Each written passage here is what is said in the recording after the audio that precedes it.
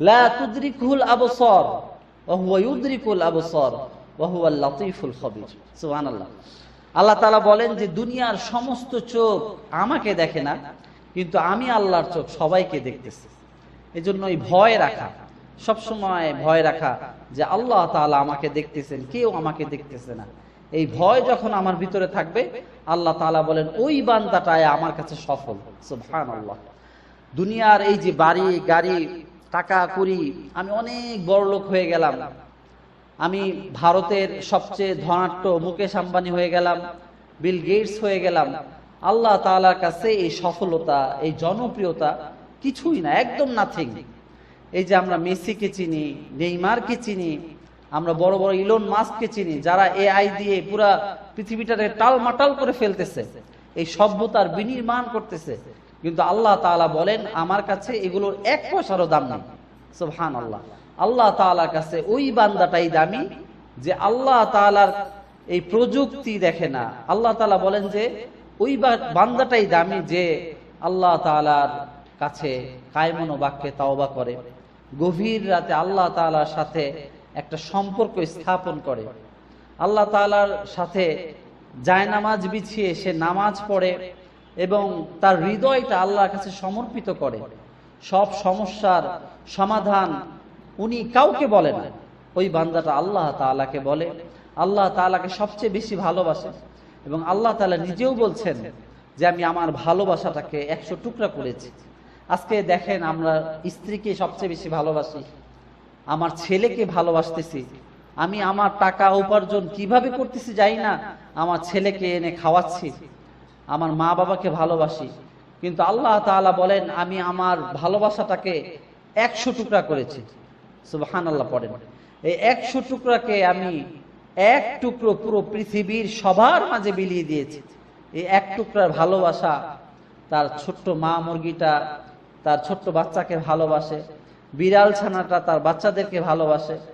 অনেক সময় আমি ভিডিও ফুটেজে দেখেছি যে অনেক বাঘ হরিণকে খেতে আসছে, কিন্তু হরিণের মা সামনে যে দাঁড়িয়েছে, সে কেমন জানি বলতে চায় যে তুমি আমাকে খাও কিন্তু আমার বাচ্চাকে ছেড়ে দাও। সুবহানাল্লাহ পড়েন। আসসালামু আলাইকুম ওয়া রাহমাতুল্লাহি ওয়া বারাকাতুহু। ইন্নাল হামদালিল্লাহি নাহমাদুহু ওয়া নাস্তাঈনুহু ওয়া নাস্তাগফিরুহু ওয়া নু'মিনু বিহি ওয়া নাতাওয়াক্কালু আলাইহি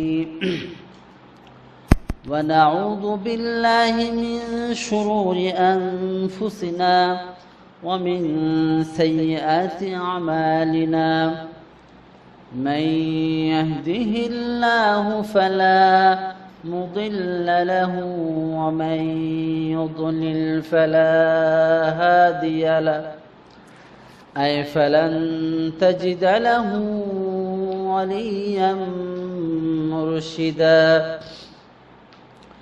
ونشهد أن لا إله إلا الله وحده لا شريك له والذي لا ضد له ولا ند له لا مثل له ولا مثيل له لا وزير له ولا كفيل له لا شبه له ولا شبيه له لا ولد له ولا والد له وهو الواحد الفرد الصمد لم يلد ولم يولد ولم يكن له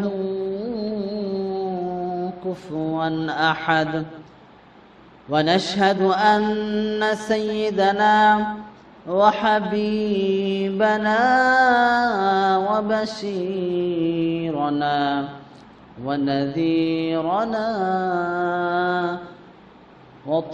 وطبيبنا وطبيب أرواحنا وحبيبنا وحبيب ربنا محمدا عبد الله ورسوله أرسله بالحق بشيرا ونذيرا وداعيا إلى الله بإذنه وسراجا منيرا أما بعد فقد قال الله تعالى في كلامه المجيد وفي فرقانه الحميد أعوذ بالله من الشيطان الرجيم بسم الله الرحمن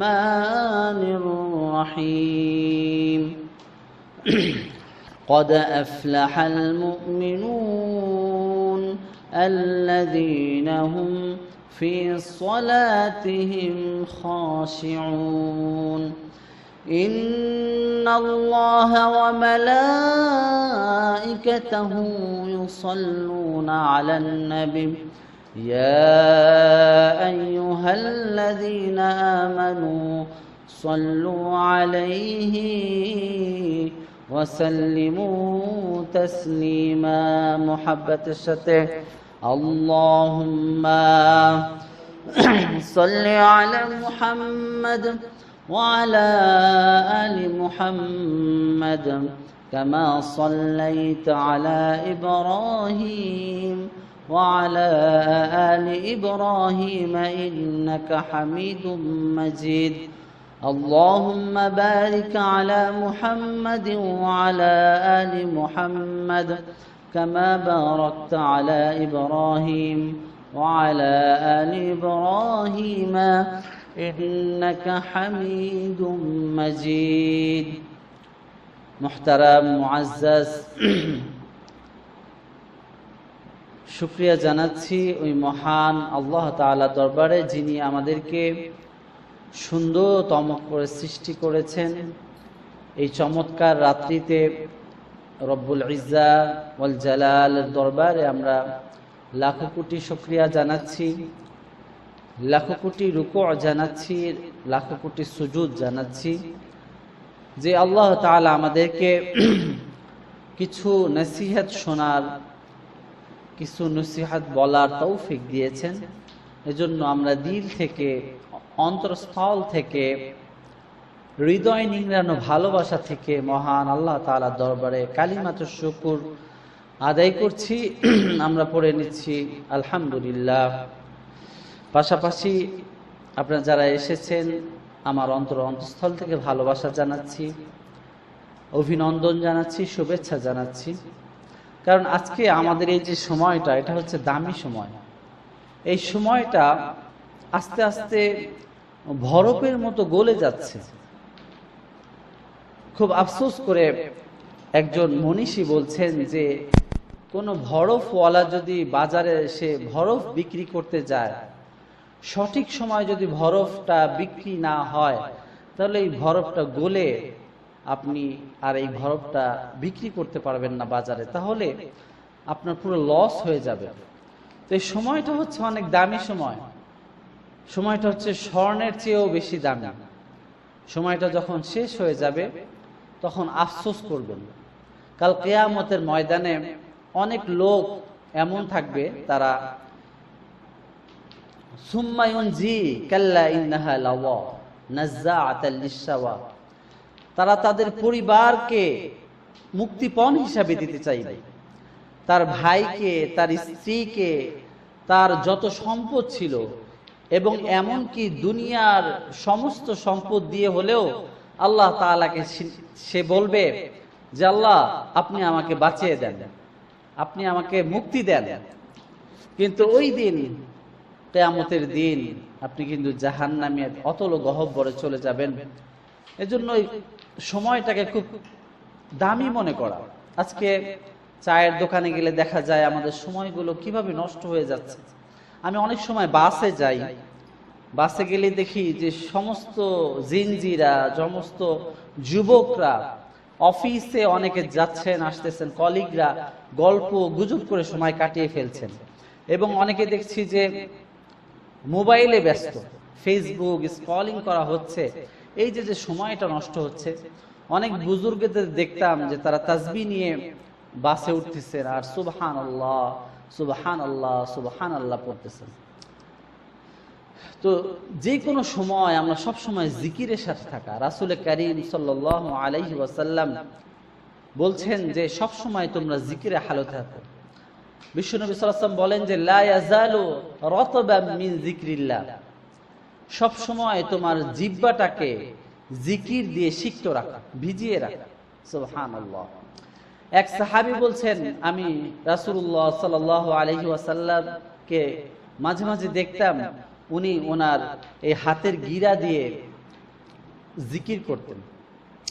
আজকে আমরা তাসবিহ দিয়ে জিকির করি, এটাও জায়েজ আছে, কিন্তু হাতের গিরা এটা হচ্ছে সুন্নত। তা আমরা হাতের গিরা দিয়ে জিকির করব, সময়টাকে কাজে লাগবো। আল্লাহর হাবিব সাল্লাল্লাহু আলাইহি ওয়াসাল্লাম বলতেন যে 5টা জিনিস আসার আগে 5টা জিনিসকে মূল্যায়ন করা, তার মধ্যে একটা হচ্ছে এই যৌবন। বৃদ্ধ আসার আগে এই যৌবনটাকে কাজে লাগানো। আজকে এই যে আমরা যুবক যারা সারা রাত আমরা এই মোবাইল দেখতেছি, ফেসবুক দেখতেছি, কোনো আলোচনা নেই, কোনো চিন্তা নেই, মৃত্যুর কোনো ভয় নেই।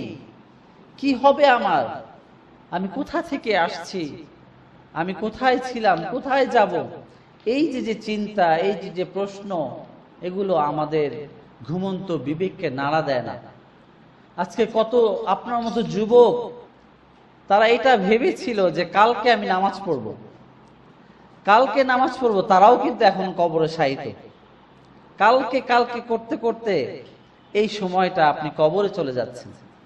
কাল থেকে ভালো হয়ে যাব, পরশু দিন থেকে ভালো হয়ে যাব, আমার যদি এমন একটা টাকা আর্ন হয়, ধরেন 20 লাখ টাকা, এরপর আমি একটা ফ্ল্যাট কিনবো, একটা গাড়ি কিনবো, তারপর আমি ভালো হয়ে যাব। এই যে শয়তানের ধোঁকা, শয়তান ধোঁকা দিয়েই যাচ্ছে। এরকম আশা আকাঙ্ক্ষা আপনাকে কবর পর্যন্ত নিয়ে যাচ্ছে। এজন্য আজকে থেকে, এখন থেকেই ভালো এই ইরাদা করা, সবসময় আল্লাহ তাআলাকে হাজির নাজির রাখা। আমি যে আয়াতে কারিমা আপনাদের সামনে তেলাওয়াত করেছি আপনাদের খেদমতে, আল্লাহ তাআলা এখানে বলছেন সূরাতুল মুমিনুনে, কদ আফলাহাল মুমিনুন, নিশ্চয়ই সফল হয়েছে তারা যারা মুমিন হয়েছে। তারপর আল্লাহ তাআলা কিছু কমেন্ট, কিছু বিষয় রেখেছে, আল্লাযীনা হুম ফি সালাতিহিম খাশিউন ওয়াল্লাযীনা হুম আনিল লাগwi মুরিদুন ওয়াল্লাযীনা হুম লিয-যাকাতি ফাঈলুন। আসলে সফল কারা? ইসলামের মানদণ্ডে সফল হচ্ছে তিনি। আল্লাহ তাআলা অপর আয়াতে বলছেন, ইন্না আকরামাকুম ইনদাল্লাহি আতকাকুম, আমার কাছে সফলতার মানদণ্ড হচ্ছে যে আমার তাকওয়া অবলম্বন করছে। সুবহানাল্লাহ বললেন না? সুবহানাল্লাহ, তাকওয়া অবলম্বন করছে, আল্লাহ তাআলাকে ভয় পাওয়া। আমাকে কেউ দেখতেছে না, আমার ঘরের ভিতরে নাই কোনো সিসি ক্যামেরা, নাই কোনো বাবা মা, নাই কোনো বন্ধু বান্ধব। রাতের অন্ধকারে আমি আমার কম্পিউটারটা, আমার ল্যাপটপটা সামনে রেখে, আমি আমার আইফোন সামনে রেখে কি দেখতেছি কেউ জানতেছে না, আমার মা বাবা দেখতেছে না, আমার কোনো কলিগ, আমার কোনো স্যার, আমার কোনো বন্ধু আমার মনিটরিং করতেছে না, কিন্তু একজন চোখ দেখতেছে, সে হচ্ছেন আল্লাহ তাআলার চোখ। আল্লাহ তাআলা বিভিন্ন জায়গায় আয়াতে বলছেন, আল্লাহু খাবীর বিমা তা'মালুন, আল্লাহু বাসীর, আমি সব দেখি। লা তুদরিকুল আবসার ওয়া হুয়া ইউদরিকুল আবসার ওয়া হুয়াল লাতীফুল খাবীর। সুবহানাল্লাহ। আল্লাহ তাআলা বলেন যে দুনিয়ার সমস্ত চোখ আমাকে দেখে না, কিন্তু আমি আল্লাহর চোখ সবাইকে দেখতেছি। এজন্য এই ভয় রাখা, সবসময় ভয় রাখা যে আল্লাহ তাআলা আমাকে দেখতেছেন, কেউ আমাকে দেখতেছে না। এই ভয় যখন আমার ভিতরে থাকবে, আল্লাহ তাআলা বলেন ওই বান্দাটাই আমার কাছে সফল। সুবহানাল্লাহ। দুনিয়ার এই যে বাড়ি গাড়ি টাকা করি, আমি অনেক বড় লোক হয়ে গেলাম, আমি ভারতের সবচেয়ে ধনাঢ্য মুকেশ আম্বানি হয়ে গেলাম, বিল গেটস হয়ে গেলাম, আল্লাহ তাআলার কাছে এই সফলতা, এই জনপ্রিয়তা কিছুই না, একদম নাথিং। এই যে আমরা মেসিকে চিনি, নেইমারকে চিনি, আমরা বড় বড় ইলন মাস্ককে চিনি, যারা এআই দিয়ে পুরা পৃথিবীটাকে টালমাটাল করে ফেলতেছে, এই সভ্যতার বিনির্মাণ করতেছে, কিন্তু আল্লাহ তাআলা বলেন আমার কাছে এগুলোর 1 পয়সারও দাম নেই। সুবহানাল্লাহ। আল্লাহ তাআলার কাছে ওই বান্দাটাই দামি যে আল্লাহ তাআলার এই প্রযুক্তি দেখে না। আল্লাহ তাআলা বলেন যে ওই বান্দাটাই দামি যে আল্লাহ তাআলার কাছে কায়মন বাক্যে তাওবা করে, গভীর রাতে আল্লাহ তাআলার সাথে একটা সম্পর্ক স্থাপন করে, আল্লাহ তাআলার সাথে জায়নামাজ বিছিয়ে সে নামাজ পড়ে এবং তার হৃদয়টা আল্লাহর কাছে সমর্পিত করে। সব সমস্যার সমাধান উনি কাউকে বলে না, ওই বান্দাটা আল্লাহ তাআলাকে বলে, আল্লাহ তাআলাকে সবচেয়ে বেশি ভালোবাসে। এবং আল্লাহ তাআলা নিজেও বলছেন যে আমি আমার ভালোবাসাটাকে 100 টুকরা করেছি। আজকে দেখেন আমরা স্ত্রীকে সবচেয়ে বেশি ভালোবাসি, আমার ছেলেকে ভালোবাসতেছি, আমি আমার টাকা উপার্জন কিভাবে করতেছি জানি না, আমার ছেলেকে এনে খাওয়াচ্ছি, আমার মা বাবাকে ভালোবাসি। কিন্তু আল্লাহ তাআলা বলেন আমি আমার ভালোবাসাটাকে 100 টুকরা করেছি। সুবহানাল্লাহ পড়েন। এই 100 টুকরাকে আমি এক টুকরো পুরো পৃথিবীর সবার মাঝে বিলিয়ে দিয়েছি। এই এক টুকরার ভালোবাসা, তার ছোট্ট মা মুরগিটা তার ছোট্ট বাচ্চাকে ভালোবাসে, বিড়াল ছানাটা তার বাচ্চাদেরকে ভালোবাসে। অনেক সময় আমি ভিডিও ফুটেজে দেখেছি যে অনেক বাঘ হরিণকে খেতে আসছে, কিন্তু হরিণের মা সামনে যে দাঁড়িয়েছে, সে কেমন জানি বলতে চায় যে তুমি আমাকে খাও কিন্তু আমার বাচ্চাকে ছেড়ে দাও। সুবহানাল্লাহ পড়েন। কি ভালোবাসা, কি ভালোবাসা। অনেক স্বামী মারা যায়, তার স্ত্রীকে বলে যায় যে আমি মারা যাওয়ার পর আমার সন্তানদেরকে দেখো। আবার অনেক সন্তানের জন্য অনেক বাবা আফসোস করে বলে, কিছুদিন আগে একজন পাইলট মারা গিয়েছে, আপনারা জানেন, ওই উত্তরা একটা মাইলস্টোন স্কুল এবং কলেজের ওইখানে যে পাইলটটা মারা গিয়েছে, ওনার বাবার একটি কথা আমি শুনলাম। ওনার বাবা বলছেন খুব আফসোস করে যে আল্লাহ যদি আমাকে নিয়ে আমার ছেলেটাকে বাঁচিয়ে দিত তাহলে সবচেয়ে আমি বেশি খুশি হতাম। দেখেন একটা বাবা কত বেশি ভালোবাসে, যার এক ফোঁটা ছিটে ফোঁটা সে পেয়েছে। আর এরকম 99 ভাগ ভালোবাসা মহান আল্লাহ তাআলার কাছে রেখেছেন, উনি তাহলে বান্দাদেরকে কত বেশি ভালোবাসেন। এজন্য আমরা তাহাজ্জুদে জায়নামাজে আল্লাহ তাআলার কাছে কাঁদি যে আল্লাহ আমি জীবনে যত বেশি গুনাহ করে ফেলেছি, রাতের অন্ধকারে গুনাহ করেছি, পাপ করেছি, বন্ধু বান্ধবের সাথে আমি সারা রাত অনেক গুনাহ করেছি, যেগুলো আমার সমাজ যদি জানতো, আমার বাবা মা যদি জানতো এই গুনাহের কথা, তাহলে আমার বাবা মা আমাকে ঘৃণা করত।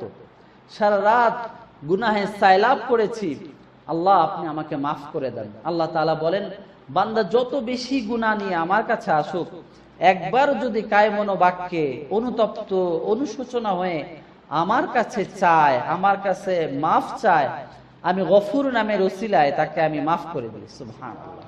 এজন্য আল্লাহ তাআলার কাছে মাফ চাওয়া, আল্লাহ দয়া, বিশাল দয়া। আল্লাহ দয়া যে কত বেশি এটা আমরা গুণে শেষ করতে পারবো না। আল্লাহ তাআলা বলছেন ওয়া ইন তাউদ্দু নি'মাতাল্লাহি লা তুহসুহা, আমার এই নিয়ামত রাজি, আমার এই দয়া, আমার এই প্রশংসা, ভালোবাসা দুনিয়ার মাঝে আমি বিস্তার করে রেখেছি, এগুলো যদি তুমি গুনতে থাকো, গুনতে থাকো, গুনতে গুনতে তুমি তোমার জীবনটাকে শেষ করে দিলেও আমার নিয়ামত গুলো তুমি গুনে শেষ করতে পারবে না। সুবহানাল্লাহ পড়েন। আল্লাহ তাআলা সূরা আর রহমানে বারে বারে বলছেন ফাবিআইয়ি আলাই রাব্বিকুমা তুকাযিবান, আমার কোন নিয়ামতকে তুমি অস্বীকার করবে। এজন্য আসুন আমরা আল্লাহ তাআলার বেশি বেশি ইবাদত করি। রাজি আছেন তো ইনশাআল্লাহ আল্লাহর ইবাদত করার জন্য? সবসময় আল্লাহ তাআলার ইবাদত করি। আল্লাহ তাআলা এখানে বলছেন যে সফল সেই যে আমার ইবাদত করছে, আমাকে ভয় পাচ্ছে, আমার জন্য তার হৃদয়টা কেঁপে উঠতেছে। জন্য আমরা আল্লাহ তাআলাকে ভয় পাবো। এবং পরের আয়াত আল্লাহ তাআলা বলছেন আল্লাযীনা হুম ফি সলাতিহিম খাশিউন, যারা তাদের নামাজটাকে সুন্দর করেছে, যারা তাদের নামাজটাকে সহি শুদ্ধ করেছে।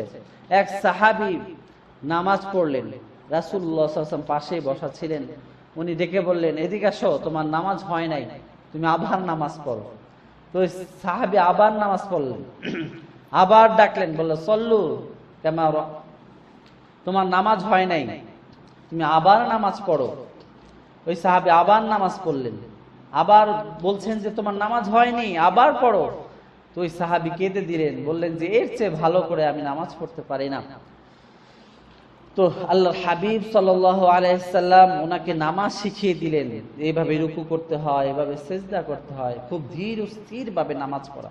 আজকে আমরা খুব মহাব্যস্ত হয়ে গিয়েছি, মসজিদে ঢুকতে চাইলেও ঢুকতে পারি না, আবার ঢুকলেও তাড়াতাড়ি বের হয়ে যায়, কখন মসজিদ থেকে বের হব ছটফট করতে থাকি।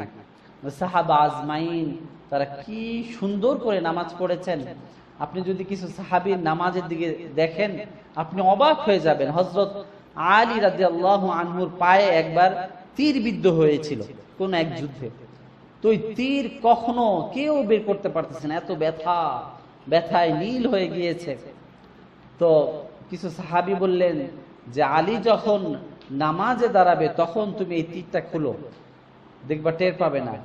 নামাজে তাদের এত সুন্দর ধ্যান ছিল, এত মগ্ন ছিল, আল্লাহর সাথে তার কানেক্টিভিটি এত সুন্দর ছিল, যখন সে নামাজে দাঁড়ালো আলী রাদিয়াল্লাহু আনহু আজমাইন তখন ওই তীরটা খুলে ফেললেন। আলী রাদিয়াল্লাহু আনহু নামাজ শেষে বললেন এই তীর কোথায় গেল? সাহাবারা বললেন আমরা তো করে ফেলছি। তা আলী রাদিয়াল্লাহু আনহু বললেন আল্লাহর কসম তীর যে তোমরা খুলেছ আমি একটু টের পাই নাই। সুবহানাল্লাহ পড়েন। আসলে তাদের নামাজ আর আমাদের নামাজ একটু মশা কামড়ালে, একটু আওয়াজ হলে, একটু হই হুল্লোড় চিৎকার হলেই আমাদের নামাজের ধ্যান চলে যায়। আমাদের নামাজটা যায় সুন্দর হয়, ভালো হয়, খুশু এবং খুশুর সাথে হয়। এরপর আল্লাহ তাআলা পরে আয়াতে বলছেন ওয়াল্লাযীনা হুম আনিল লাগবি মুরিদুন, যারা অশ্লীলতা থেকে তাদের জবানকে হেফাজত করেছে। এটাই খুব আমাদের সমস্যা আজকে সমাজে সবচেয়ে বেশি, এই যে মুখ, মানে কি বলতেছি কাকে কি বলতেছি। কিছু মানুষ আছে বকা দিয়ে শুরু করে তার কথা, মানে এমন এমন অশ্লীল বাক্য তারা বিনিময় করে, কিছু হইলেই বকা, নাম বিকৃতি। এই যে মুখ, আল্লাহর হাবিব সাল্লাল্লাহু আলাইহি সাল্লাম বলছেন যে তোমার একটা কথার কারণেই তুমি জাহান্নামের অধিকারী হয়ে যেতে পারো। নাউজুবিল্লাহ। জন্য আমরা সবসময় মুখটাকে সংযত রাখবো, আমার এই মুখ দ্বারা যাতে কোনো অশ্লীল কথা না বের হয়ে যায়। আল্লাহ হাবিব সাল্লাল্লাহু আলাইহি সাল্লাম এক হাদিসে বলছেন আল মুসলিমু মান সালিম আল মুসলিমুনা মিন লিসানিহি ওয়া ইয়াদিহি, কোন মুসলমানকে যাতে এই জিহ্বা দ্বারা আঘাত না করে এবং হাত দ্বারা যাতে আঘাত না করে। আজকে আমরা এই জিহ্বা দিয়ে কত কটু কথা বলছি। রাজনৈতিক ময়দানে গেলে দেখা যায় একজন একজনকে কি কুরুচিপূর্ণ বাক্য বিনিময় করে তাকে আঘাত করতেছে, এমন আঘাত করতেছে যে তার প্রাইভেট ব্যাপারগুলো নিয়েও আঘাত করতেছে। প্রতিটা মানুষের কিছু না কিছু প্রাইভেট থাকে, প্রাইভেসি থাকে, এগুলো নিয়ে যদি আঘাত করা হয় তাহলে এটা কতটা বেদনাদায়ক, এটা যার সাথে হয় সেই শুধু বোঝে। আজকে আপনি আরেকজনের ভিডিও ফাঁস করতেছেন, কালকে আল্লাহ তাআলা আপনার ভিডিও ফাঁস করে দিবে, তখন কেমন হবে অবস্থা বলেন? আল্লাহ তাআলা হাদিসে কুদসিতে বলছেন কোন বান্দা যদি কারো দোষটাকে গোপন করে রাখে আল্লাহ তাআলা তার দোষটাকে কিয়ামতের দিন গোপন করে রাখবেন। সুবহানাল্লাহ। আর যদি কোনো বান্দার দোষটাকে সবার সামনে প্রকাশ করে দেয়, গোমর ফাঁস করে দেয়, কাল কিয়ামতের ময়দানে মনে করবেন আপনারও গোমর ফাঁস আল্লাহ তাআলা করে দিবে। এজন্য খুব সচেতন হওয়া, যাতে করে আমার এই মুখ দ্বারা, আমার হাত দ্বারা কোনো মুসলমান কষ্ট না পায়। যদি কষ্ট পেয়েই যায় কাল কিয়ামতের ময়দানে আপনি কিন্তু ঠেকে যাবেন, জান্নাতে যেতে পারবেন না। এজন্য আমরা আমাদের জবানটাকে হেফাজত করব। ওয়াল্লাযীনা হুম লিয-যাকাতি ফাঈলুন, এবং যারা যাকাত দেয়, যাকাত দিয়ে দিতে হবে। এই যে আমার সম্পদটা যাকাত আসতেছে আমরা দিচ্ছি না, একদিকে দেখা যায় পাঁচতলা, আরেক জায়গায় গাছতলা, এক জায়গায় এন্টারটেইনমেন্ট, আনন্দ, হই হুল্লোড়, মাস্তি, বড় বড় কমিটি সেন্টার, বিশাল খাবার আয়োজন, কিন্তু আরেক জায়গায় দেখেন মাছি উঠতেছে, তাদের ভন ভন করতেছে, ধুলো মাখা ধূসর, না খেয়ে ধুকে ধুকে তারা মরতেছে চিকিৎসার অভাবে। ইসলাম এটা চায় না। ইসলাম চায় যে এই সম্পদটা সবার মাঝে, যাতে তারল্যটা সবার মাঝে বিরাজমান থাকুক। ওয়াল্লাযীনা হুম ফি আমওয়ালিহিম হাক্কুল লিস-সাইলি ওয়াল মাহরুম, তোমাদের সম্পদের মাঝে যারা বঞ্চিত তাদের হক আছে। সুবহানাল্লাহ পড়েন। তো আপনার এই যে সম্পদ, আপনার যে ঐশ্বর্য আল্লাহ তাআলা দিয়েছেন, এটার মাঝেও ওই যে গরিব যে বাচ্চাটা এতিম হয়ে হয়ে রেল লাইনের মাঝে দিয়ে ঘুরতেছে, রাস্তায় ঘুরতেছে, তার কিছুই নেই, আর্ন করার মতো তার কোনো সামর্থ্যই নাই, ওকে আপনি দান করেন, ভালো ভালো কাজ করেন। সমাজে ভালো কাজের খুব দাম। কিছুদিন আগে দেখেছি পাকিস্তান বা কাশ্মীরে সম্ভবত একটা ছেলে একটা মেয়ে, ছোট বাচ্চা, সিরাজ, ছেলেটার নাম সিরাজ, 6, 7, 8 বছর হবে। ওর ইনকাম দিয়ে, ইউটিউবে যে ইনকামটা করেছে ওইটাই দিয়েই ওদের এলাকায় একটা স্কুল গড়েছে। সুবহানাল্লাহ পড়ল। স্কুলে এখন সবাই পড়ালেখা করতেছে ওর ইনকাম দিয়ে। দেখেন ছোট একটা মানুষ, সে কি একটা ইনিশিয়েটিভ নিয়েছে, কি একটা সমাজ বিনির্মাণ করেছে, কি একটা শিক্ষালয় করেছে। অথচ আজকে আমাদের যারা ধনাঢ্য ধনী মানুষ, কত পরিমাণ টাকা তারা মানবতার কল্যাণে কাজ করছেন না। মানব ভালো ভালো কাজ করা উচিত তাদের জন্য। আমি যারা ধনী আছেন, যাদের যতটুকু সামর্থ্য আছে, আমি তাদেরকে উদার্ত আহ্বান জানাবো, আসুন যারা ভালো কিছু কাজ করুন মানবতার কল্যাণে। যে কাজটা হতে পারে একটা অসহায় মানুষ যাতে 3 বেলা খেতে পারে, আপনার পাশে প্রতিবেশী কান্না করছে, তার তরকারি কেটার মতো টাকা নেই, তাকে আপনি হেল্প করুন, ভালো ভালো কিছু কাজ করুন। আজকে আমি অনেক সময় দেখেছি যে ওই সংঘবদ্ধভাবে অনেক সাংগঠনিকভাবে অনেক ভালো ভালো কাজ হচ্ছে। আমরা দোয়া করি যাতে আরো ভালো কাজ করতে পারে। কিছুদিন আগে দেখলাম এক মসজিদের পাশে যে এরকম কাপড় ঝুলিয়ে রেখেছে এবং ওখানে লেখা আছে যে আপনার যেটা প্রয়োজন ওটা নিয়ে যান, আর আপনার যেটা অপ্রয়োজন সেটা রেখে যান। খুব সুন্দর। ওখানে দেখলাম প্যান্ট রাখা আছে, শার্ট রাখা আছে, পাঞ্জাবি রাখা আছে, সোয়েটার রাখা আছে। তো যার যেটা দরকার ওটা নিয়ে যাচ্ছে, আর যার যেটা দরকার না সেটা ওখানে রেখে যাচ্ছে। তো এই যে ভালো ভালো কাজগুলো যাতে আমরা সমাজে করতে পারি, সবার জন্য করতে পারি, আত্মীয়তার জন্য করতে পারি, বন্ধু বান্ধবের জন্য করতে পারি, আমরা যেন এই পৃথিবীটাকে একটা উদ্ভাসিত করতে পারি, আলোকিত করতে পারি। আসুন আমরা সবাই মিলে একটা ভালো কাজ করি, যেটা মানবতার কল্যাণের যে কাজ হবে। রাসূলুল্লাহ সাল্লাল্লাহু আলাইহি ওয়াসাল্লাম ছোটবেলা থেকেই, ওনার জীবনী যদি আপনি দেখেন, ছোটবেলায় থেকে উনি দেখতেন যে কিছু ছিনতাইকারীরা এসে ব্যবসায়িক পণ্য নিয়ে যাচ্ছে, তো ব্যবসা করে যে লাভ হচ্ছে, লাভবান হচ্ছে, ওকে মেরে নিয়ে যাচ্ছে অনেক বণিকদের কাছ থেকে এবং ব্যবসায়ীদের কাছ থেকে। রাসূল সাল্লাল্লাহু আলাইহি ওয়াসাল্লাম কিছু ছেলেদের নিয়ে, ইয়াং সোসাইটি নিয়ে একটি সোশ্যাল প্ল্যাটফর্ম করলেন, একটা সংঘবদ্ধ দল গঠন করলেন। ওই দলের নাম হচ্ছে হিলফুল ফুজুল। সুবহানাল্লাহ, আপনারা জানেন। তো ওই দলটার মুখ্য বিষয় ছিল যে কোনো নারী যাতে নির্যাতিত না হয়, কোনো ব্যবসায়িক যাতে আমাদের ব্যবসায়িক পণ্য ছিনতাই না হয়। এবং সুন্দর একটা দল করেছেন, মদিনায়ও যে ভালো ভালো কাজ করেছেন। তো আসুন আমরাও রাসূলুল্লাহ সাল্লাল্লাহু আলাইহি ওয়াসাল্লামের জীবনী পড়ে পড়ে ভালো ভালো কিছু কাজ করি। আল্লাহ তাআলা আমাদের তৌফিক দান করুক। আমার এই কথা থেকে যে কথাগুলো ভালো লাগে সেই কথাগুলোর উপর আমল করার তৌফিক দান করুন। যে কথাগুলো বললাম সেই কথার উপর আমল করার তৌফিক দান করুন। ওয়া আখিরু দাওয়ানা আলহামদুলিল্লাহি রাব্বিল আলামিন।